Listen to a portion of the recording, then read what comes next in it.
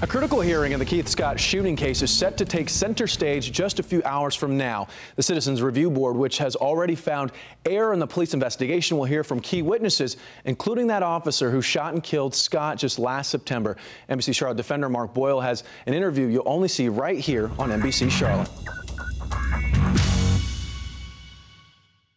The officer who shot and killed Keith Scott is expected to be at the hearing. And at the hearing, that's when the Scott family will hear from him in his own words for the very first time. The Citizens Review Board, or CRB, is made up of 11 members, 6 white and 5 black.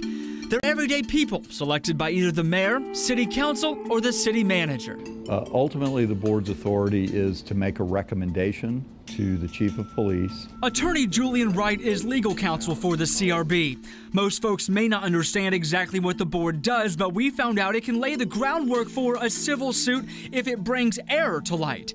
To do that, they need to hear testimony. And can the board force anybody to come? The short answer to that is no. But Officer Brentley Vincent is expected to be at that hearing that could last as long as 2 days. And for the first time in front of the Scott family and attorneys, explained why he pulled the trigger. Back in April, the review board determined there was, quote, substantial evidence of error. That prompted Tuesday's fact-finding hearing. Even though the CRB can't charge anyone with a crime, these hearings can open the door to civil lawsuits. I sat down with the Scott family attorney, Charles Monette. Does the Scott family ever plan to file a civil suit in this case?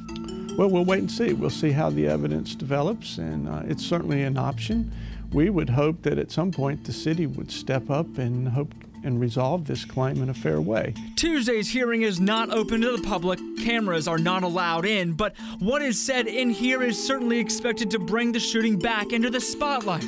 And ultimately, 11 citizens will weigh in on what happened last September. Could they recommend that an officer involved in a shooting be fired?